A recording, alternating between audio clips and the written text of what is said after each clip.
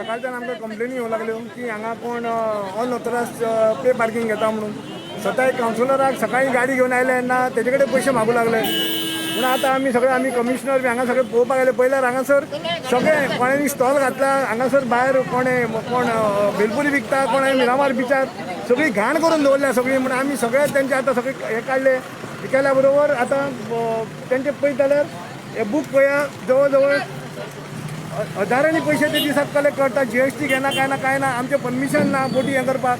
कोण मिरामार बोट हें एसोसिएशन म्हणून GST भरना कांय ना आमचें परमिशन ना आमचें लायसन ना. आमी पयलीं हांकां कॅप्टन ऑफ पोर्ट्साक आमी सांगलेलें आमी तुमकां बोटी हें करून दिवचे ना म्हणून. हांगा अनऑथरायज धंदे चल्ला म्हणून आमी येदोळच्यान सकाळचे येदोळच्यान पळयता आमी आमच्या दोळ्यांनी पळयला.